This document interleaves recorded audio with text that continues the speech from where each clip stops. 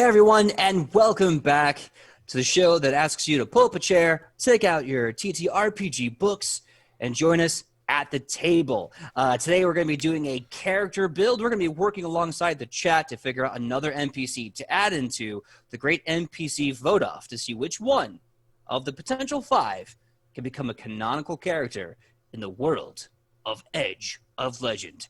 So pull up a chair and join us at the table and see what we create together to soon become real. But before that, let's introduce ourselves. Very much the case. Please, Michael Bao, tell them who you are and where they can find you on that sweet, sweet internet. I'm Michael Powell, and you can find me all over the interwebs on my social media, which is Mr. Kapow. That's MRKAPAO. And what about you, PJ? Well, thank you for asking. My name is PJ. You can find me everywhere at pj.mcgaw. And without further ado, let's get creating.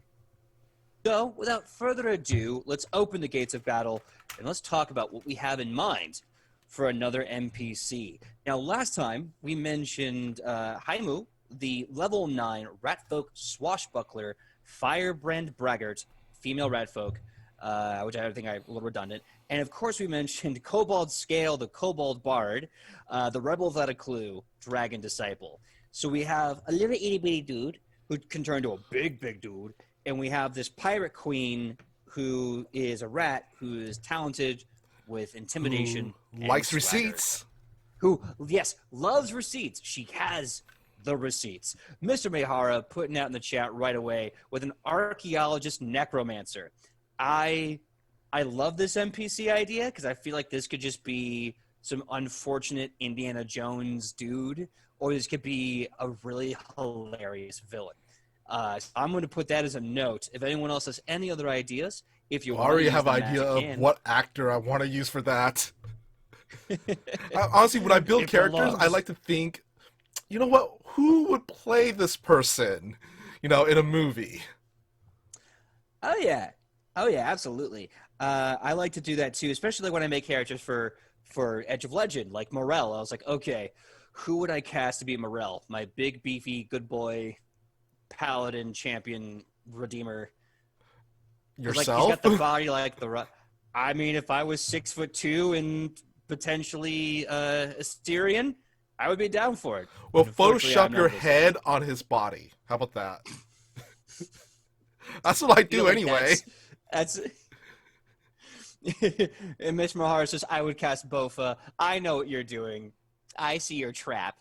Reap Psyche, the best part about Cobalt Scale, the Kobold Bard, is that Cobalt, the metal, was named after kobolds in the first place. I did not know that. I learned something today. I actually named him Kobold because I thought it'd be funny to have a kobold named Kobold. Kobold the I also have a goblin who takes a crap and creates a species of goblins. Look, my bar for comedy is very absurd. Who would you cast? Ooh, I'll tell you what. Maybe one day on At the Table, we will have a long session of casting the entire pantheon of characters from Edge of Legend. Or maybe we could do that on our next Q&A for Edge of Legend in episode 21. Which, gosh, we're getting close to. Holy man. This week's going to be 15, right? Oh, my goodness. Oh, yeah.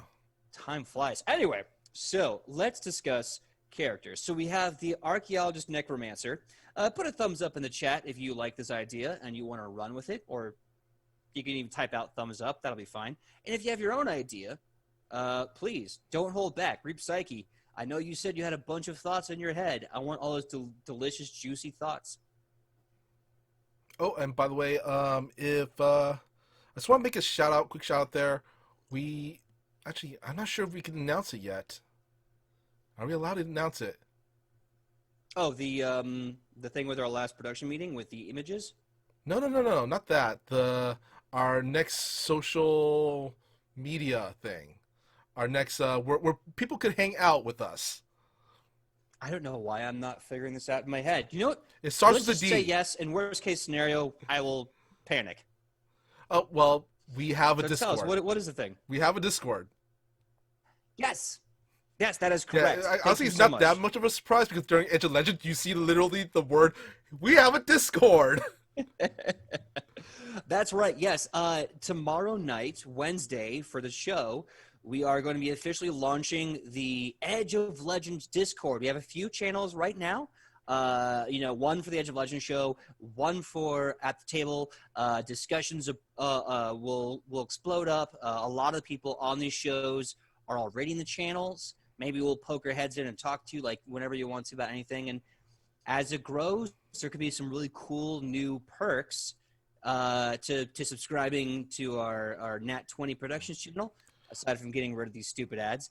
And who knows what can happen. So please join us. We got a bunch of folks saying that I already said that on our last episode. So yeah, it's nothing new. But if Sydney, I believe you can. I think you could actually put the link up in chat if you want. If people want to join right now, what do you think, PJ? Yeah, totally. Yeah, we'll let this be kind of like the early access. Yeah. This is a soft opening. Yeah, soft opening, like soft serve ice cream. Yeah.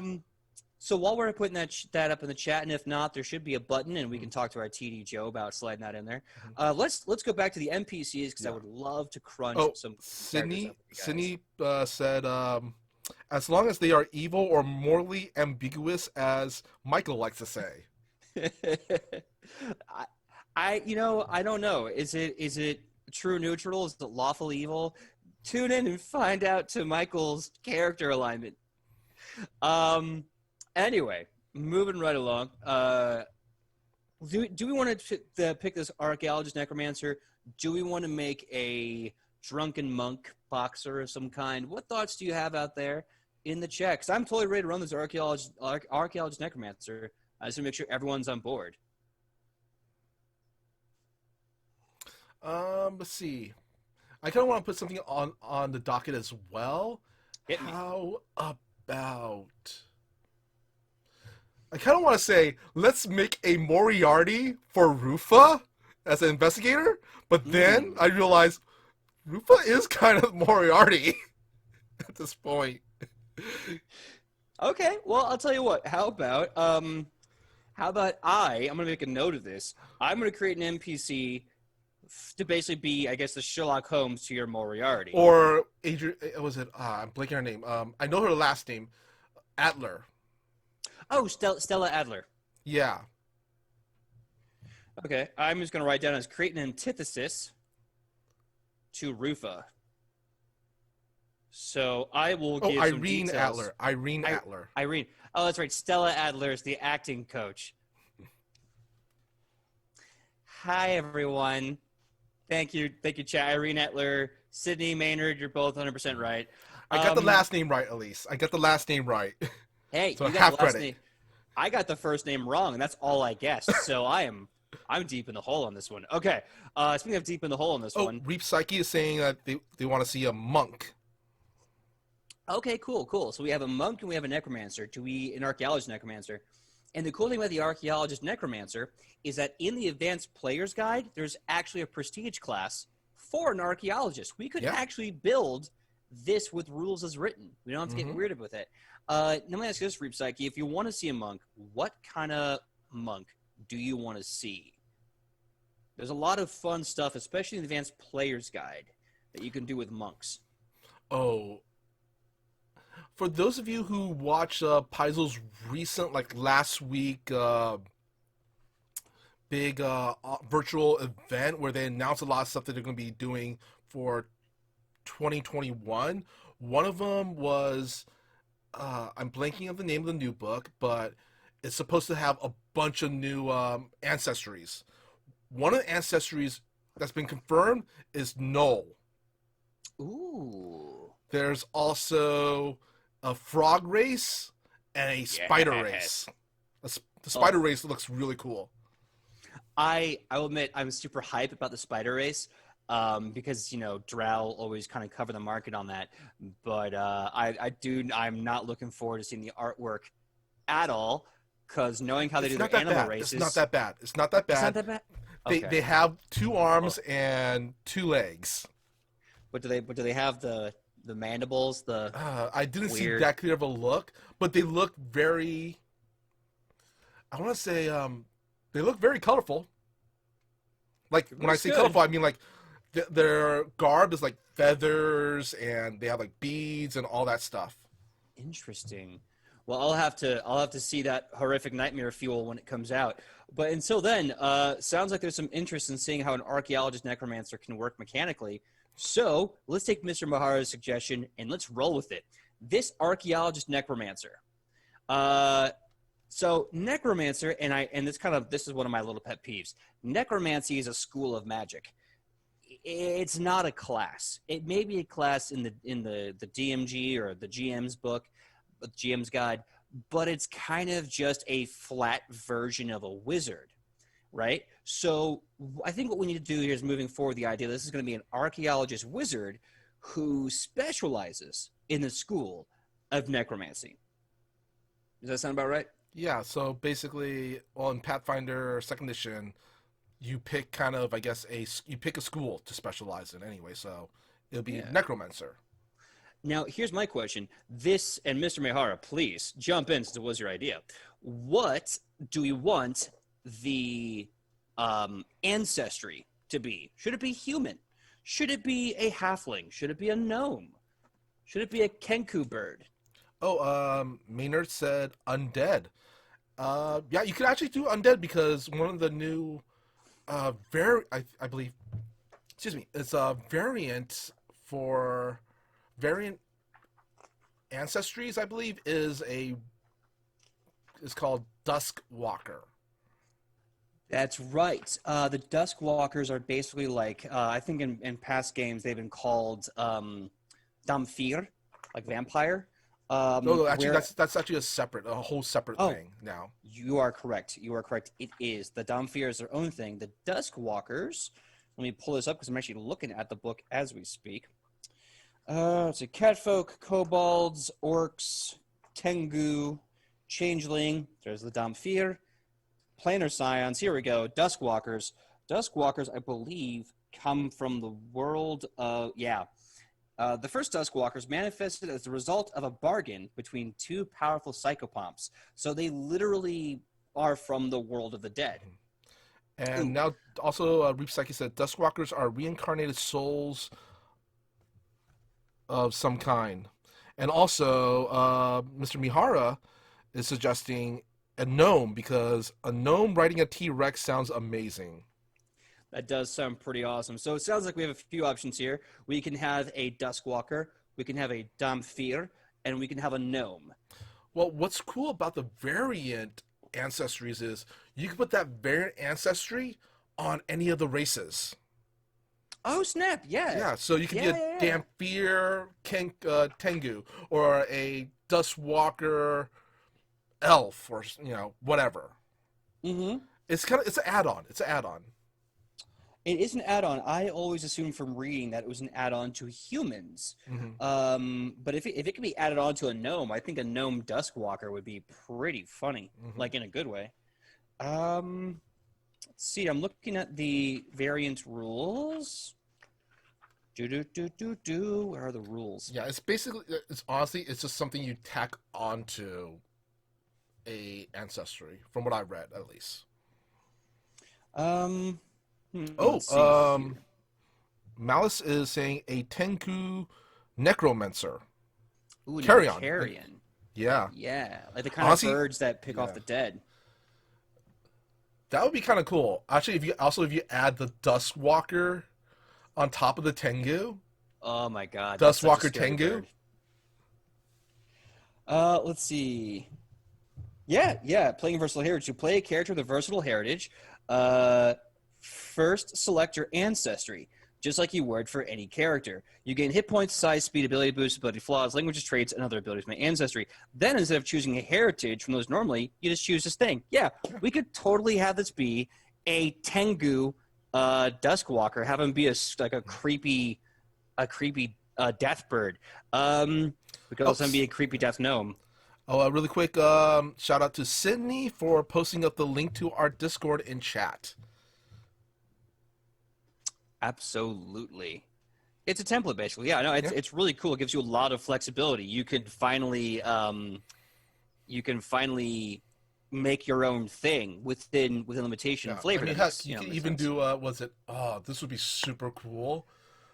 Like once the Knoll race comes out, a Dampier Knoll. Ooh, yeah. Oh, you could be like such a creepy looking hyena. All right. Well, Yeah. let's just move forward with this. Let's go with. I'm gonna have to mute something really fast here. Hopefully, it's not being too loud.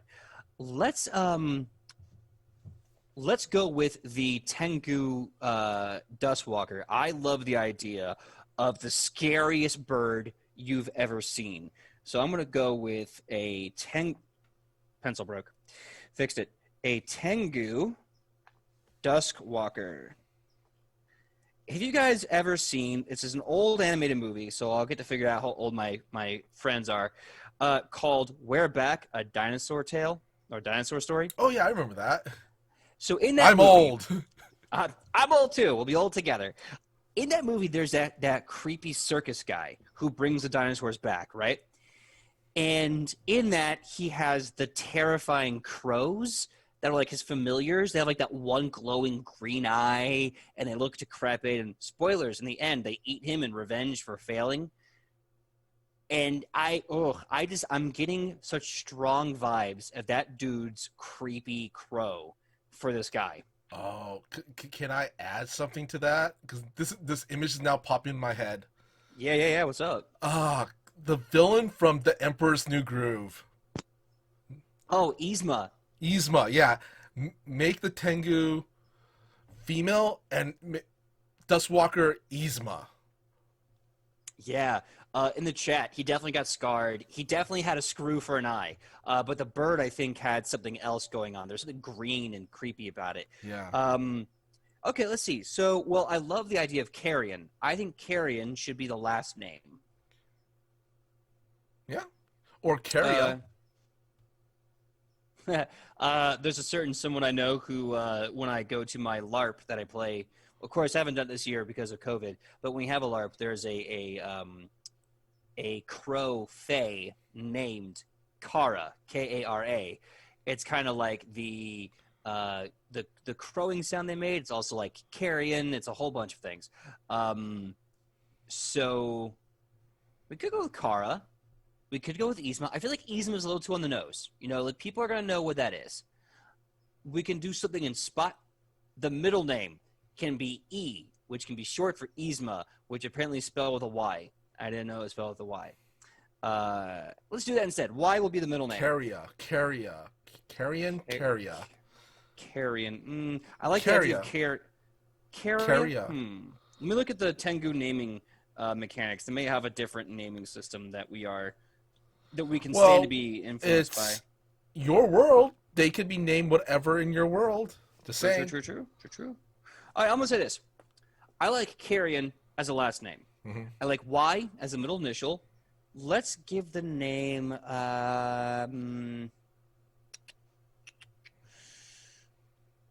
Let's see. What are we going with? Male or female? I would love to see her as a female. Okay. Well, it looks like everyone in the chat is already on board with the female, so we're going to be going with that. Maynard said, "So she'd be Carrie Y. Carrion." Well, let's see what we can come up with here. What if we made her name Carria as Carrion. I like the Y for I like No, the Y as in as Anne in Spanish.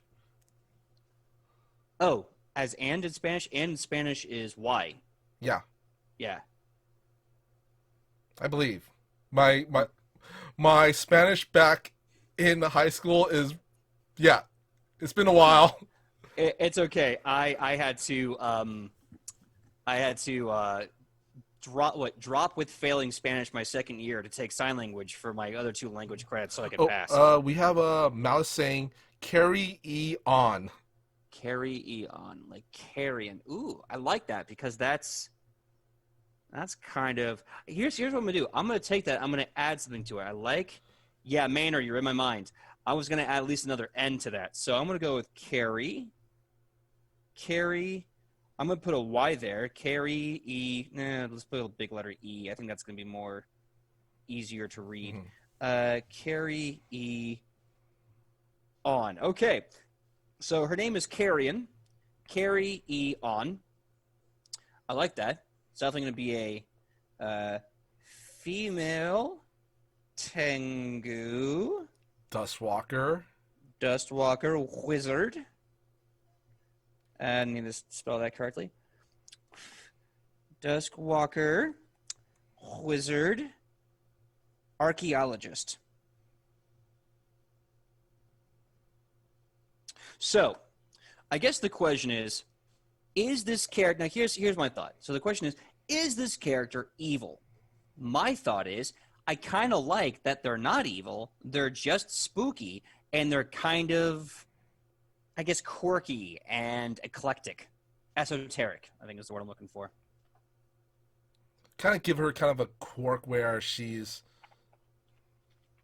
just... Oh, man. What's that quirk? You see that quirk with a lot of... kind of like...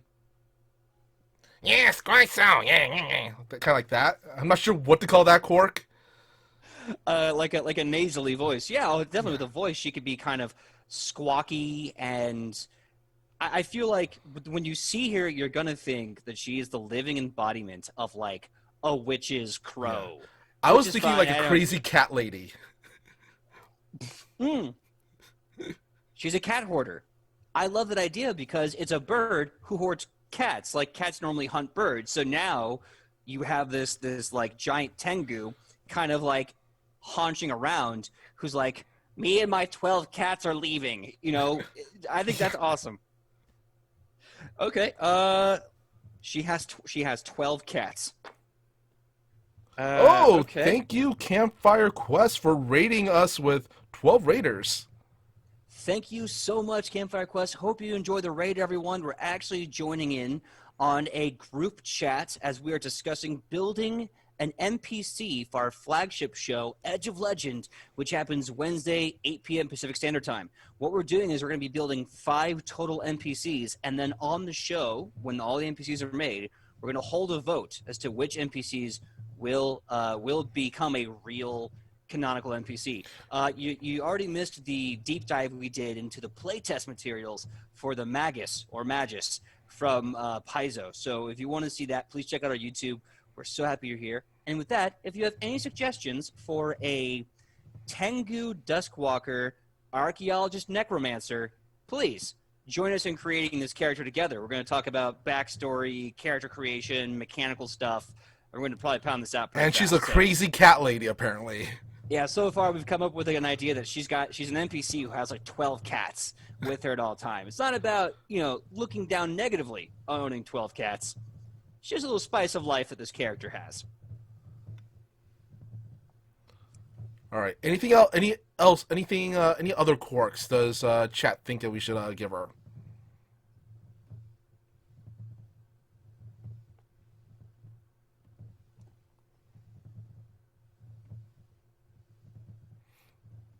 Making notes as we speak. 12 cats. We already have the cats. Some stand-in for Sherlock's drug habit. Zoe Monday. I don't know. Hey, that's okay, Zoe Monday. I don't know either. We're just making it up on the fly. We're going to figure it out as we go. Oh, put on the spot. But it's okay, though. Being put on the spot is the best way to come up with something. Honestly, I find that some of the best stuff comes when you pull it right out of your bottom. Oh, Reap Psyche wants to give her a musical instrument. Ooh, okay. Ooh, it might be kind of fun, because this whole character has got like a big Halloween vibe about her. What if we give her something like either the theremin, or the haunting harmonica? Give a bit of a folksy blues kind of spoopy. I was going to give her a slide whistle. That's how she communicates, with a slide whistle. Malice says she plays the accordion. I love that. The trombone. Okay, I'm going with Zoe Monday's idea. She always has sand in her pockets. I love that. Always has. She has a pocket full of pocket sand. Shisha. Yep. And I think if she could do that while like crowing, that'd be great. She'd be like, "Shaka!" And throws the sand in your face and like it kind of scuttles away. Oh, I love that. Thank you so much, Zoe Monday. Um, let's see here. Reap Psyche. Yeah, I'm seeing some love for the. How about this? She plays the accordion and the theremin, and she can do it whenever she's either on the dig site or in her tent late at night, just to give everyone the spooks. Oh my gosh. Okay, I have an idea. So this character is an archaeologist and a wizard who specializes in necromancy, who goes from dig site to dig site and finds bones, right? What if her big thing that she loves to do when she's on dig sites with other crews is to just do pranks, like spook them out with pranks? I think that could be funny. Like, kind of interesting. Like, oh, yes, haha, I made a prank, and I'm going to send a teeny tiny dinosaur skeleton into your bed at night and scare you. I honestly think it'll be funnier if she doesn't intend it to be a prank. It just, in her mind, it makes sense somehow. Well, I guess this has to go into the question of why is this character an archaeologist, besides the obvious humor of a necromancer going from dig site to dig site and magically including themselves in these rested bones? Maybe she has a fascination with fossils, bones. Like crows are by nature, what is it? Scavengers. Okay, maybe we are seeing some love of the kooky prankster. So maybe we can kind of play around with the idea that this Tengu desk walker who's got pocket sand on her all the time, just loves playing jokes on people. But maybe the jokes are kind of hard to see from her perspective. You know what I mean? Yeah. Like, so she's like, yeah, it was a prank. And you're like, you attacked children with dog bones. What? It's funny. You threw a bone, they chase it, they come back, their leg's missing. It's hilarious. I would also love to add that maybe she doesn't know she returned from the dead. She thinks everything's fine, everything's normal, but she's like, obviously to everybody else, she kind of came back from the dead. Maybe like she has like part of her face or something is exposed bone, but she's like, she doesn't realize she actually passed. That's what I'm saying. Well, the thing is that the Dusk Walkers are born; they're not made. So I mean, No, granted, they came from two psychopomps, but they are. I think actually, I read that they're people. In the book, I read that, at least from what I read, that they can just come back from the dead. It sounds like they're more like a version of our world that was born in the death realm. I'm sure when they die and come back, that's possible because, again, the realm of death is their home. But regardless, I like that maybe, like, that could be another bit. She calls it molting, but, like, she'll, like, drop a finger and she's got to, like, pick it back up. She's constantly falling apart to some small way, and she has to constantly fix herself. Or maybe she has like kind of an exposed brain or something like that. She just, like I said, something happened that kind of damaged her skull or something that she just forgot. Maybe. If you're in the chat, what do you think? What do you think should be her, like, physical thing? Like, would little bones fall off and she's constantly reassembling herself? Or maybe she has this kind of exposed brain and she's kind of like scratches and picks at it, not aware that her skull top is missing? What crazy ideas do you have? We'll add it. And meanwhile, kind of like that character from Texas Chainsaw Massacre. I think it's 3. Chop Top. Mm-hmm. Or like the doctor from what's it called? Nightmare Before Christmas. Yeah. It was part 2, says Maynard. I feel like I'm forgetting. Oh, well, thank you so much for the tier subscription gift, Malice. Really appreciate that. And I hope, Sydney, that you enjoy a tier 1 sub. Please do. Yeah, so look at the Archaeologist prestige class. At the first feat you get a +1 circumstance bonus to recall knowledge about ancient history, peoples, and cultures, and you become an expert in society and thievery. So I think she's also kind of like this weird kleptomaniac who just randomly takes stuff too. She's a quirky bird, to say the least.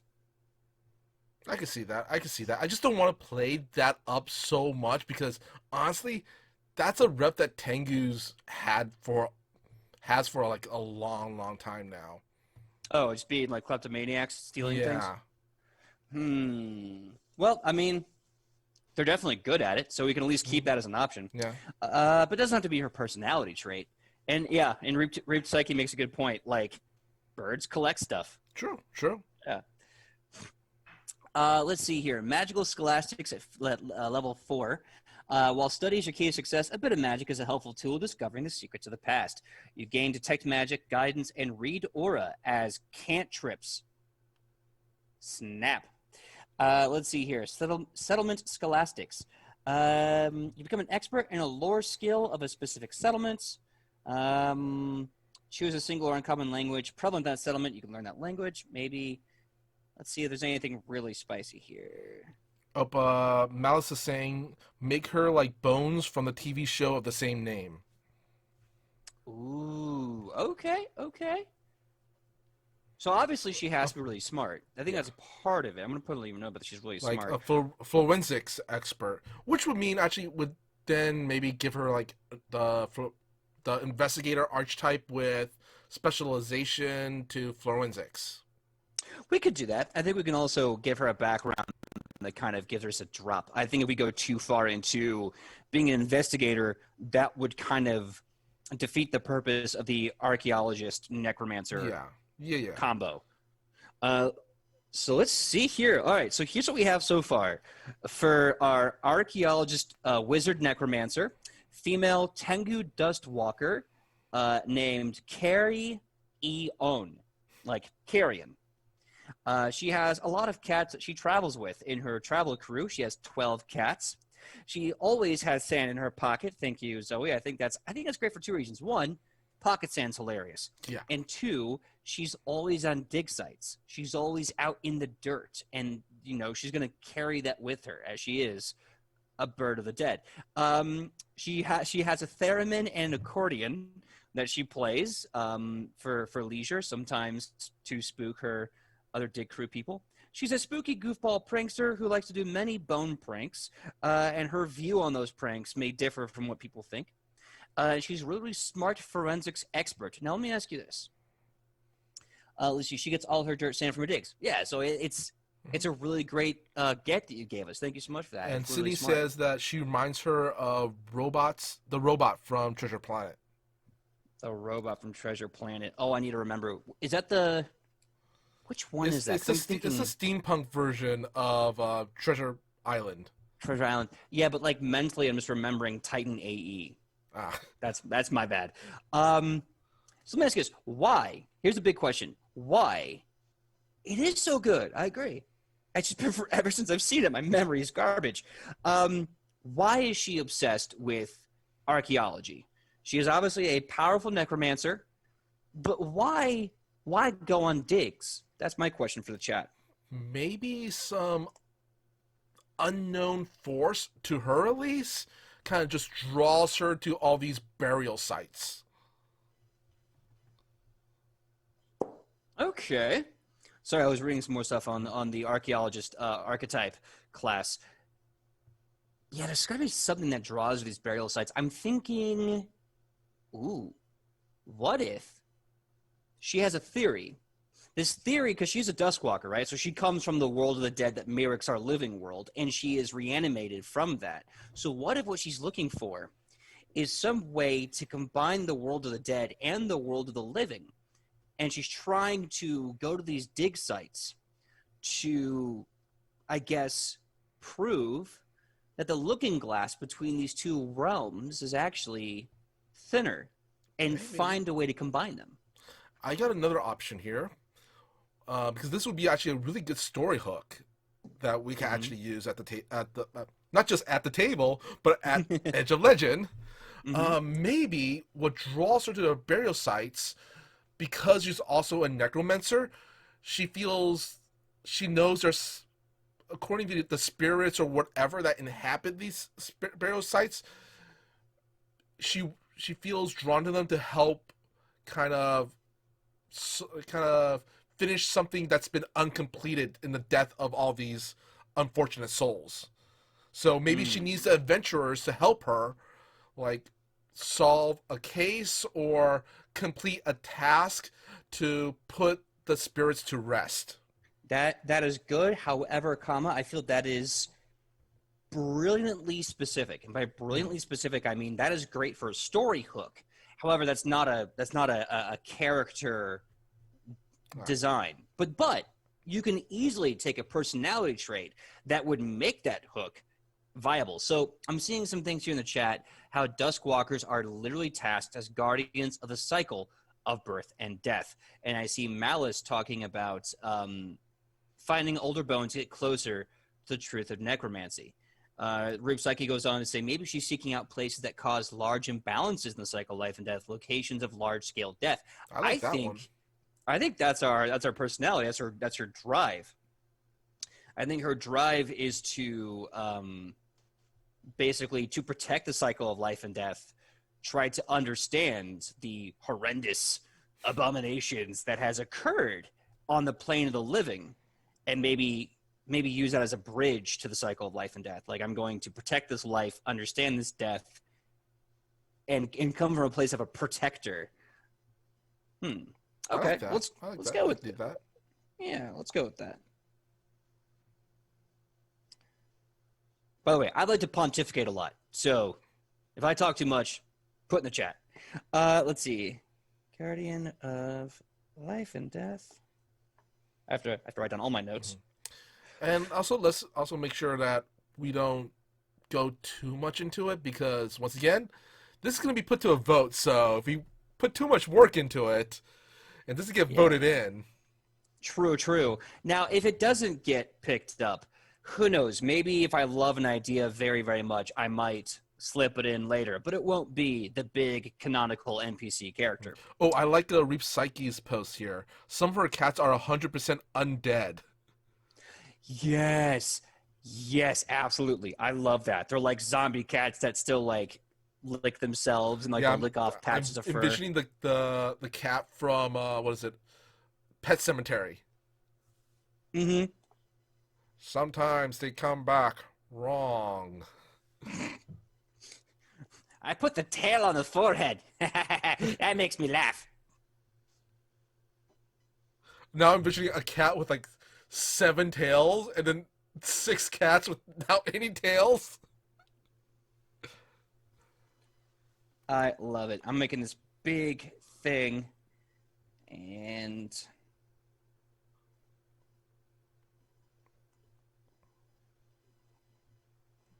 Oh, Mouse is saying all of them are undead. All the cats are undead, apparently. I actually got to be honest. I like that. I think it's a stronger choice. If she has 12 undead cats, I think that would be funnier than like 3 are living and 9 are undead. Yeah, the 3 are nervous, like, oh dang. Exactly. Hold on here. I'm seeing something. We put it in anyway, maybe without the angry issues. What angry issues? I want to make sure I'm reading. Find an older bones with truth of the necromancy. Yeah. Okay. Well, let's decide on a level. So she is going to be a wizard who specializes in the school of necromancy and an archaeologist archetype in the advanced player's guide. So what's cool about the archaeologist is that basically you get bonuses and spells to help you research and find information and understand lost ancient civilizations. So it's a really cool RP class with also a bit of finding traps in dungeons. Yeah, it's one of those utility archetypes, I believe. Mm-hmm. Well, I'll say this. At level 10, she maxes out Archaeologist, giving her Augury, Locate, and Non-Detection as innate spells each once per day. You can cast this non-detection spell on any object, and it's automatically heightened to the same level as your cantrips for magical scholastics. That's an earlier build. So I'm thinking she should be at least level 10 to max out her archaeological prowess. I kind of want to say maybe not give her not max it out. I would say maybe kind of make her mid-tier, around 7 or 8, honestly. Let's go with 8 because at level 8 she gets her second to last thing for Archaeologist, which is the luck ability, which allows her to basically reroll failed checks when she's looking for a trap or disabling a trap. And considering that I'm sure she's around old civilization, she's like, oh, yes, the ancient Akkadians here in what eventually became known as Azrakhan, they were very fond of putting in spikes. They went through this whole spike phase. Maybe one of her cats is from that era, too. Like, each one of her cats is from, like, a different, like, location, and maybe even during, like, important turning points of history. All right. Like, I love hey, that. Fluffy, you remember this this happened during such and such? I love it. I'm making right now Archaeologist, and I can totally see her at some times just going off the rails and being like, well, they pulled my funding. I'll show the bastards. I found an Allosaurus skeleton. Rise, Allosaurus. And then she starts riding the Allosaurus, and her 12 zombie cats are following her. And she's like, where's my grant money? Just a lot of fun. Okay, so we're going to do a quick run-through of this amazing character, and then we'll probably say our goodbyes because we've gone a lot over, but it was a lot of fun. So we have just made today, and thank you all for coming together with this, a level 8 wizard archaeologist female Tengu Duskwalker named Carrie Eon. She has a cavalcade of 12 undead cats that follow her. Thanks to Zoe Monday for saying she always has 10 in her pocket from all the dig sites. Love it. She plays a theremin and an accordion for when you gotta be that extra kind of spoopy, which she is often a spooky goofball prankster and likes to do many bone pranks. Though some people may object, she doesn't see the problem. She's a really smart forensics expert, as well as, of course, an expert in ancient civilizations.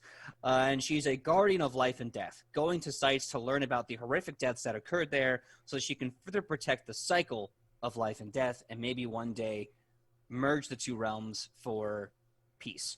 So she's a funny, cantankerous, spoopy lady, and now we have another amazing NPC to add to our NPC voting. So I think with that, I'm going to say thank you very much, and we are going to do our exit introductions and say goodbye. Mr. Michael Powell, please tell them who you are and where they can find you on that sweet, sweet internet. All right. Well, I'm Michael Kapow, and you can find me all over the internet on my social media handles, which is Mr. Kapow. That's MrKapao. That's Instagram, Twitch, and Twitter. Then you can also find me on Facebook, which is my main hub of information, which is facebook.com/MichaelPowellDoesStuff, because I do a lot of stuff. Oh, and I just recently launched a new YouTube channel called Fantastic Tales of Adventure. It's going to be where I putting a lot of TTRPG videos, which right now includes Reddit reads of D&D horror stories and D&D games and all the stuff. Oh, and also on Thursdays I co-host Toyzilla Live, which is a toy news and nostalgia show on the Toyzilla network on Twitch. And where can we find you, PJ? That's a very good question. My name is PJ. You can find me everywhere at pj.mcgaw. And when I'm not here at the table on Tuesdays, Wednesdays at 8 p.m. Pacific Standard Time, we are doing the Pathfinder 2nd Edition homebrew flagship show, Edge of Legend, where we have 4 amazing heroes that are on the verge of total world war with all the orcs and goblins, and we have no idea how this is going to turn out. In fact, episode 15 is going to be very special, as these heroes potentially run into one of 3 branching story arcs that will change forever how they continue with the Great World War they're going to be entering. And besides that, so please, by the way, if you are coming from the raid and this sounds exciting, please check us here tomorrow night, 8 p.m. Pacific Standard Time, for Edge of Legends. More news. Friday at 7 p.m., no longer 8 p.m., Friday at 7 p.m., I will be a part of another show on a Twitch channel called Life Action Roleplay, where I will be donning on my elf ears once again for the first time in a long time, putting on these elf ears to play Kaelrin Canblade, the Silver Tongue and the Silver Hair half-elf bard, who has now graduated high school, and he's going to college. And it's going to be weird. If you remember the show from Arcana High over 2 years ago, it was a blast. Drama abounds. If you like 90210, it's like that with magic. So come and see us Wednesday, and then come and see me Friday night at 7 p.m. on Life Action Roleplay. Thank you so much for rating us. Thank you so much for joining us.